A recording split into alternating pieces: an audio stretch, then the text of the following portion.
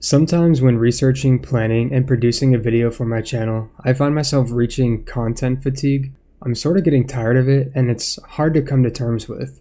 Nothing, and I mean nothing, is what it used to be 15, 10, or even 5 years ago. I primarily use YouTube on my PC, and I've begun to notice something strange on the site over the past couple of months, which I'll get into soon. But the other day I was browsing the app on my phone and saw a video from a creator I support and wanted to listen to the video in the background while I started up some chores. I clicked on the video and of course, an ad. Only 5 seconds, so not that big of a deal, but with my shrinking attention span, I scrolled the page of recommended videos during the ad time. Once the first ad was over, it started up a second ad and the app almost instinctively undid all the scrolling I had just done and it brought me back to the top of the page. If you've ever used YouTube mobile, you've definitely seen this feature before. My example didn't show it this time, but I swear I've seen YouTube forces you to the top of the page after the second ad as well. At first, I was only looking at the first row of comments and the description of that video.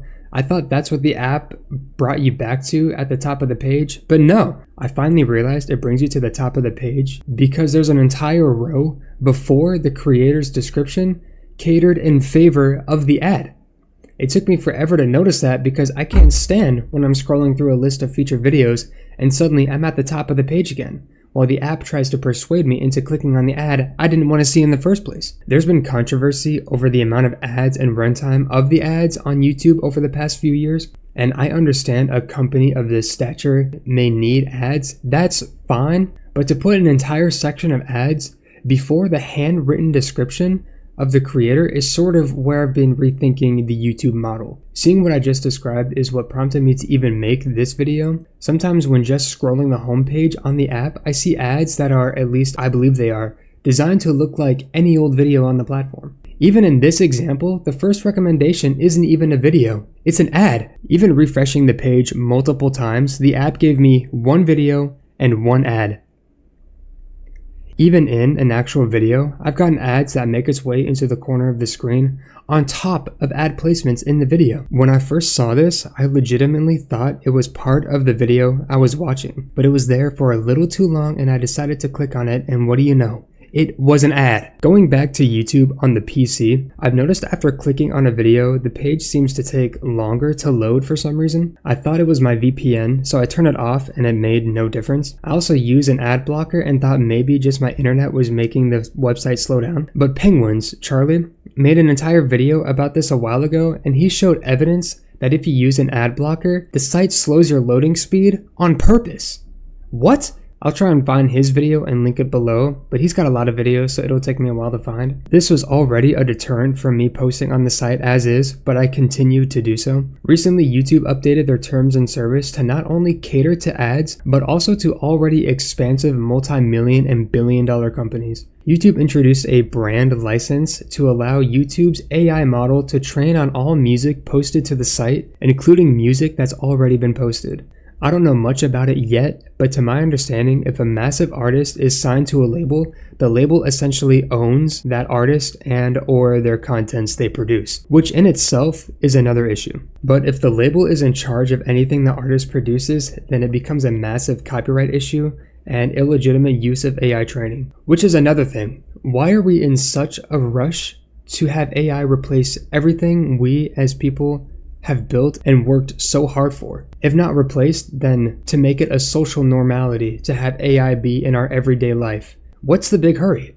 It's a race to be the world's next trillionaire, I guess, because I just have to have the next AI subscription, while government-funded education, animal testing reductions, and poverty solutions are just too expensive. Everything just mentioned is already a huge problem, but another problem bigger than that is that all of this is so new, there's not really any laws in place to protect individuals' passion projects centered around music from YouTube's arsenal of terms of services. One thing that really drives me nuts for any site, any program, any business, etc., is the terms of services. There's so much goofy nonsense in there. Obviously, no one's going to read all of it, so we sign and consent to it anyways. But if we don't sign and consent, then we can't use the product. It honestly just forces our hand to sign it to allow massive companies to get more data from us, which uses that data as sales for profits and ads. Then they use those ads to make more profit. Maybe this is why 2/3 of the wealthiest companies in the world shouldn't be in charge of pretty much everything essential on the planet. BlackRock, I'm looking at you.